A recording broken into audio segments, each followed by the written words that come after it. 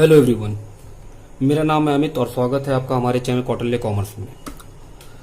आज हम लोग क्या डिस्कस करेंगे कि सर नया बैलेंस शीट कैसे बनता है। बात सुनिएगा बेटे ध्यान से। नया बैलेंस शीट कैसे बनता है पुराने बैलेंस शीट से। क्या बोले? हम बोले बेटे नया बैलेंस शीट जो है वो पुराने बैलेंस शीट को देख के ही बनता है। पुराने बैलेंस शीट से नए बैलेंस शीट में एसेट्स और लायबिलिटीज को लिखेंगे। सेम पैसा लिखेंगे बाबू, लेकिन पैसे को आउटर कॉलम में ना लिख करके इनर कॉलम में लिखेंगे। हम बोल रहे हैं सर जो भी एसेट्स होगा, जैसे मान लीजिए फिक्स एसेट्स होगा, बहुत सारा एसेट्स होगा, पैसा कहां लिखेंगे? अंदर। सर करेंट एसेट्स भी बहुत सारे होंगे। हम बोले हाँ बाबू, उसको भी कहां लिखेंगे? अंदर। हम बोले ठीक। लायबिलिटीज भी होंगे कुछ सर आपके पास। हम बोले हाँ, कुछ करेंट लायबिलिटीज भी होंगे या कुछ फिक्स लायबिलिटीज, उसका ही पैसा कहां लिखेंगे? अंदर। सर ये कहां से ला रहे हैं? हम बोल रहे हैं पुराने बैलेंस शीट से। क्वेश्चन में जो बैलेंस शीट दिया हुआ है उसी बैलेंस शीट में से एसेट्स और लायबिलिटीज का पैसा इनर कॉलम में लिख लेंगे, लेकिन पुराने बैलेंस शीट का कैपिटल, प्रॉफिट, लॉस, रिजर्व ये नहीं लिखेंगे। सर फिर से बोलिए। हम बोल रहे हैं बेटे नया बैलेंस शीट में जो एसेट्स और लायबिलिटीज लिखना है वो कहां से लिखेंगे? पुराने बैलेंस शीट से लिखेंगे। सभी एसेट्स सभी लायबिलिटीज को लिख देंगे, लेकिन कैपिटल, रिजर्व, प्रॉफिट ये सब नहीं लिखेंगे। क्यों सर? क्योंकि बाबू पार्टनर कैपिटल अकाउंट में कैपिटल, प्रॉफिट, लॉस ये आप दे चुके होते हैं, तो वो आपके पास है ही नहीं, वो आप दे चुके हैं। तो जो बच गया वो लिख दिए इनर कॉलम में। पहला काम खत्म। स्टेप नंबर 2, सबसे पहला काम यही करेंगे। स्टेप नंबर 2 सुनिए। कसम खाइए कि रीवैल्यूएशन अकाउंट जो बनाए हैं, क्योंकि बैलेंस शीट तो सबसे आखिरी में बनेगा, सबसे पहले क्या बना होगा? रीवैल्यूएशन। फिर क्या बना होगा? Partner capital. तो रीवैल्यूएशन अकाउंट में जो भी एसेट्स और लायबिलिटीज का नाम आप लिखे हैं वो सारे एसेट्स और लायबिलिटीज इस बैलेंस शीट में एडजस्ट होंगे। सुनिएगा एडजस्ट कैसे होंगे बाबू। रीवैल्यूएशन अकाउंट कैसे बनता है कि सर रीवैल्यूएशन के डेबिट में क्या रिकॉर्ड करते हैं? लॉस। कब लॉस होता है?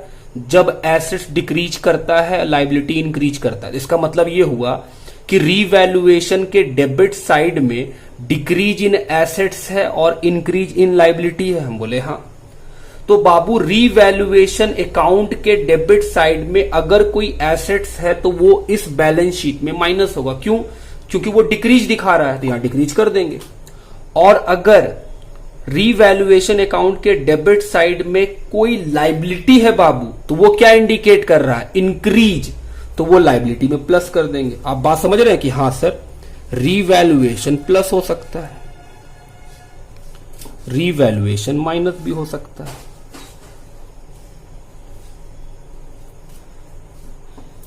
प्लस माइनस कैसे? हम बोल रहे हैं रीवैल्यूएशन अकाउंट तो बना चुके हैं, उसके डेबिट साइड में अगर रीवैल्यूएशन अकाउंट के डेबिट साइड में कोई एसेट्स रिकॉर्ड है तो वो क्या इंडिकेट कर रहा है? डिक्रीज इन एसेट्स, तभी तो वो रीवैल्यूएशन के डेबिट में गया है। तो उस एसेट्स को जो डिक्रीज है उसको नए बैलेंस शीट में माइनस करेंगे, क्योंकि सर तभी तो डिक्रीज होगा। और अगर रीवैल्यूएशन के डेबिट साइड में कोई लायबिलिटी है बाबू, तो उसको कहां जोड़ देंगे? ला करके नए बैलेंस शीट के लायबिलिटी में। सपोज कीजिए रीवैल्यूएशन के डेबिट साइड में क्रेडिटर लिखा हुआ है 5,000 और आप यहां पे क्रेडिटर लिखे हैं 5, यहां लिखे हैं 10,000, तो वो 5,000 लाके फिर यहां जोड़ेंगे रीवैल्यूएशन के नाम से। बात समझ रहे हैं? सिमिलरली रीवैल्यूएशन के क्रेडिट साइड में क्या रिकॉर्ड होता है? Sir increase in assets, decrease in liability. बोले very good. Increase in assets मतलब एसेट्स बढ़ रहा है, तो अगर रीवैल्यूएशन अकाउंट के क्रेडिट साइड में कोई एसेट्स का नाम दिखेगा तो वो बैलेंस शीट में क्या करेंगे? हम बोले सर प्लस करेंगे, क्योंकि वो इंक्रीज इंडिकेट करता है। तो हम बोले सर प्लस कर देंगे रीवैल्यूएशन। और अगर कोई लायबिलिटी दिख जाए तो सर माइनस कर देंगे बाबू रीवैल्यूएशन। क्यों? क्योंकि सर रीवैल्यूएशन के क्रेडिट साइड में जो लायबिलिटी आएगा वो तो डिक्रीज हो रहा होगा, तभी तो क्रेडिट साइड में आ रहा है। हम बोले हाँ।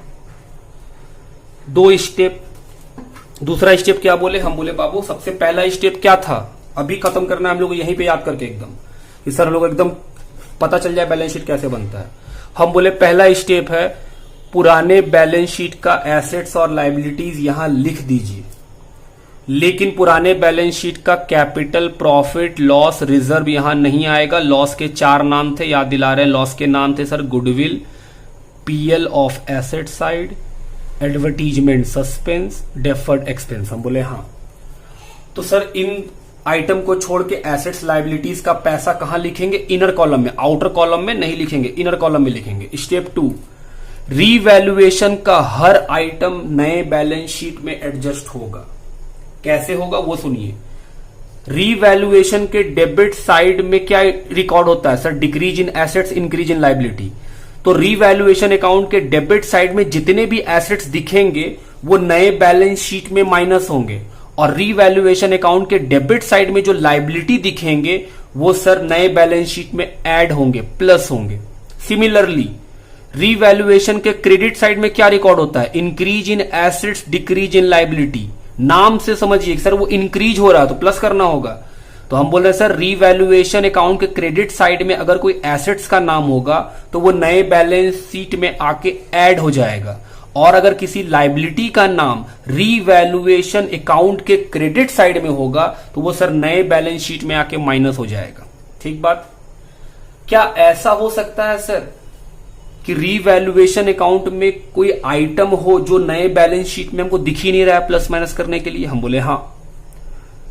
एक बात तो आप कसम खा लीजिए कि रीवैल्यूएशन में लिखा हुआ सारा का सारा आइटम बैलेंस शीट में जितने भी एसेट्स लायबिलिटीज हैं वो सभी के सभी यहां आएंगे। हम बोले हाँ। तो अगर मान लो रीवैल्यूएशन अकाउंट में डेबिट साइड में एक आइटम है किसी भी नाम का जो हमको नए बैलेंस शीट में हम खोज ही नहीं पा रहे कहां प्लस करना है, तो हम बोल रहे हैं सर अगर कभी ऐसा हो कि कोई आइटम रीवैल्यूएशन अकाउंट का हमको बैलेंस शीट में नहीं मिले तो वो कहां जाएगा? तो हम बोले बाबू अगर डेबिट साइड का आइटम आपको नहीं मिल रहा है तो वो लायबिलिटी बन जाएगा, और अगर क्रेडिट साइड में कोई आइटम है जो हमको न्यू बैलेंस शीट में नहीं मिल रहा है तो वो कहां चला जाएगा? एसेट्स में चला जाएगा। ये सारा बात हम वर्ड्स में लिखेंगे, आप टेंशन मत लीजिए, आप सिर्फ सुनिए और दिमाग में रखिए। हम क्या बोले, हम बोल रहे हैं बाबू कि अगर रीवैल्यूएशन अकाउंट के डेबिट साइड में कोई आइटम है जो हमको यहां एडजस्ट करने के लिए मिल ही नहीं रहा कि सर उसको किस में जोड़ना घटाना है, तो उस केस में वो कहां चला जाएगा? लायबिलिटी साइड में। और क्रेडिट साइड में अगर कोई आइटम ऐसा है जो हमको मिल नहीं रहा है इस नए बैलेंस शीट में तो वो कहां चला जाएगा? एसेट्स में। 2 बात कंप्लीट। तीसरा बात सुनिए, तीसरा बात क्या होगा? हम बोले सर बैलेंस शीट, नया बैलेंस शीट बनाने से पहले हम लोग क्या बनाए हैं? रीवैल्यूएशन, और क्या बनाए हैं? Partner capital. तो जो पार्टनर कैपिटल में बैलेंस सीडी है वो है नए बैलेंस शीट का कैपिटल।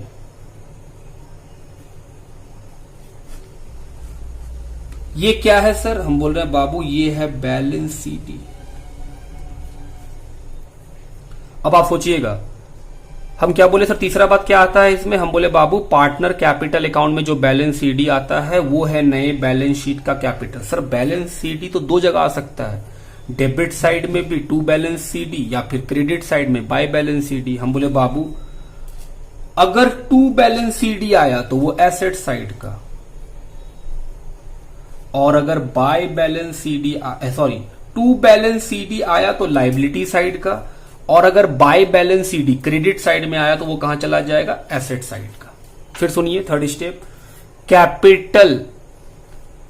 हम बोल रहे हैं सर न्यू बैलेंस शीट में कैपिटल आता है पार्टनर कैपिटल से। जो पार्टनर कैपिटल आप बनाते हैं उसमें क्या निकलता है? Balance CD. जो बैलेंस सीडी है वही है नए बैलेंस शीट का कैपिटल। तो सर बैलेंस सीडी तो डेबिट साइड भी है और क्रेडिट साइड भी आ सकता है पार्टनर कैपिटल का। तो हम बोल रहे हैं जो डेबिट साइड में टू बैलेंस सीडी आया है वो क्या है बाबू? लायबिलिटी साइड का कैपिटल। और जो पार्टनर कैपिटल अकाउंट के क्रेडिट साइड में अगर बाय बैलेंस सीडी आ गया तो वो क्या बन जाएगा? एसेट साइड का कैपिटल। 3 बात खत्म। चौथा बात, कैश इज वेरी इंपॉर्टेंट। ये सबसे इंपॉर्टेंट आइटम है डिस्कस करने के लिए। कैश सुनिएगा बेटे, हम एकदम इजी तरीके में सिखाएंगे कैश, कोई झमेला नहीं होगा आपके साथ कैश के साथ। सुनिएगा कैश का ट्रीटमेंट कैसे होगा वो सिर्फ ध्यान से सुनिएगा, क्योंकि बैलेंस शीट से ऊपर हम लोग रीवैल्यूएशन और पार्टनर कैपिटल अकाउंट बना के बैठे हैं, तो जानते हैं आपको कैश कैसे लिखना है। हम बोले सर जो पुराना पैसा बैलेंस शीट में है वो तो लिख चुके, इसमें प्लस माइनस क्या होगा। हम बोल रहे हैं सर जो इसके पहले रीवैल्यूएशन और पार्टनर कैपिटल बनाए हैं, अगर कैश का नाम डेबिट साइड में मिला तो माइनस कर देंगे, और अगर कैश का नाम क्रेडिट साइड में मिला तो प्लस कर देंगे। मतलब सर सुनिए, पुराने बैलेंस शीट से कैश का पैसा लिख दिए इनर कॉलम में, बाहर कर नहीं सकते हैं अभी।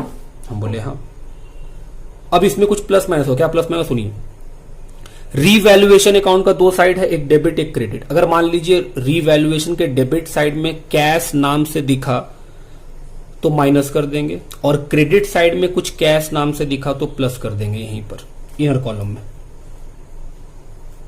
उसी तरह पार्टनर कैपिटल अकाउंट में आएंगे, डेबिट साइड में अगर कैश का नाम दिखा कि सर कहीं टू कैश लिखा हुआ है तो क्या करेंगे बाबू, माइनस। और अगर क्रेडिट साइड में कहीं पर बाय कैश दिखा तो क्या कर देंगे बाबू, उसको प्लस। फिर सुनिएगा, कैश का बात बहुत इंपॉर्टेंट है, सबसे गलती यही होता है। हम बोल रहे सर कैश जो पुराने बैलेंस शीट में है वो लिख दीजिए, और इसमें कुछ प्लस माइनस हो सकता है क्या। हम बोले बाबू रीवैल्यूएशन अकाउंट के अगर डेबिट साइड में आपको कैश दिख रहा है तो क्या कर दीजिए, माइनस, और क्रेडिट साइड में दिख रहा है तो प्लस। पार्टनर कैपिटल में डेबिट साइड में कैश दिख रहा है तो माइनस, क्रेडिट साइड दिख रहा है तो प्लस। इसका मतलब हम ये बोलना चाहते हैं कि बैलेंस शीट के ऊपर जितना भी अकाउंट बना होगा, मेनली दो ही बन रहा है, तो सर आपको कैश का नाम ढूंढना है। अगर डेबिट साइड में कैश का नाम मिलेगा तो क्या कर देंगे उसको हम, माइनस उस पैसे को, और क्रेडिट साइड में अगर कैश का नाम मिलेगा तो हम क्या कर देंगे, प्लस, फिर जोड़ करके पैसा बाहर। हम बोल रहे सर जब ये सारा काम कर लीजिएगा तो बैलेंस शीट अपने आप मैच कर जाएगा बाबू, ये मैच कर जाएगा। करना ही करना है, इसमें कोई ये नहीं, मैच करेगा ही करेगा। तो अगर हम लोग इस स्टेप वाइज बनाएंगे तो कभी भी आपका बैलेंस शीट गलत नहीं होगा। हम फिर से याद दिलाएं, स्टेप क्या था। पहला step sir old balance sheet से एसेट्स और लायबिलिटीज को इनर कॉलम में लिख लेंगे, पैसा बाहर नहीं लिखेंगे, अंदर लिखेंगे, लेकिन ओल्ड बैलेंस शीट का कैपिटल, प्रॉफिट, लॉस, रिजर्व नहीं लिखते हैं। हम बोले हाँ। Step number 2 sir revaluation account का हर एक आइटम यहां पर एडजस्ट होगा। हम बोले कैसे सर, रीवैल्यूएशन अकाउंट के डेबिट साइड का एसेट्स नए बैलेंस शीट में माइनस होगा, रीवैल्यूएशन अकाउंट का डेबिट साइड का लायबिलिटी नए बैलेंस शीट में प्लस होगा, रीवैल्यूएशन अकाउंट का क्रेडिट साइड का आइटम बैलेंस शीट में प्लस होगा, और रीवैल्यूएशन क्रेडिट साइड का लायबिलिटी नए बैलेंस शीट में माइनस होगा। अगर कोई ऐसा आइटम रीवैल्यूएशन अकाउंट में आ जाए जो कि इस नए बैलेंस शीट में नहीं खोज पा रहे हैं, तो उस केस में अगर वो रीवैल्यूएशन के डेबिट साइड में है तो लायबिलिटी में डाल देंगे, और अगर वो आइटम रीवैल्यूएशन के क्रेडिट साइड में है तो कहां डाल देंगे, एसेट्स में डाल देंगे। दो काम खत्म। तीसरा सर जो पार्टनर कैपिटल में बैलेंस सीडी आता है वो नए बैलेंस शीट का कैपिटल है। अगर बैलेंस सीडी डेबिट साइड आया है तो लायबिलिटी है, बैलेंस सीडी या क्रेडिट साइड आया है तो एसेट्स है। चौथा कैश का बात, कैश वेरी इंपॉर्टेंट है। सर कैश पुराने बैलेंस शीट का तो इनर कॉलम में लिख चुके होंगे, अंदर के कॉलम में, इसमें प्लस माइनस क्या होगा। हम बोले सर बैलेंस शीट के पहले जितना भी अकाउंट बनाए हैं वहां कैश का नाम ढूंढिए। अगर कैश का नाम डेबिट साइड मिलेगा तो माइनस कर देंगे, और अगर कैश का नाम क्रेडिट साइड मिलेगा तो प्लस कर देंगे। आप बात समझ रहे हैं कि सर डेबिट साइड कैश का नाम मिला, चाहे वो पार्टनर कैपिटल हो चाहे वो रीवैल्यूएशन हो, अगर हमको डेबिट साइड में कैश का नाम मिला तो क्या कर देंगे, माइनस, क्रेडिट साइड में मिला तो क्या कर देंगे, प्लस। अब एक बात और सुनिएगा, अगर कभी प्रीमियम नाम से भी मिले तो वो भी प्लस कर देंगे, प्रीमियम फॉर गुडविल। किस साइड मिलेगा sir, of course credit side ही मिलेगा, तभी तो प्लस हो रहा है। तो प्रीमियम फॉर गुडविल भी क्या है, कैश, क्योंकि पैसा मिलता है उसके लिए, तो प्रीमियम फॉर गुडविल भी प्लस कर देंगे। हम बोले ओके, और कुछ, हम बोले नहीं। इतना काम करने से आपका बैलेंस शीट मैच कर जाएगा। इसका प्रैक्टिस कब करेंगे, हम बोले बाबू जब हम लोग इस पे क्वेश्चन लेंगे तो अब आपको हम बना दिखा सकेंगे कि हाँ पूरा क्वेश्चन अगर बनाए रीवैल्यूएशन, पार्टनर कैपिटल और बैलेंस शीट, तो हम जिस तरीके से आपको बताए हैं उस तरीके से बनाइएगा तो कभी भी गलत नहीं बनेगा। चलिए ये हुआ हम लोग बैलेंस शीट पे बात। मिलते हैं नेक्स्ट क्लास में, बाय बाय।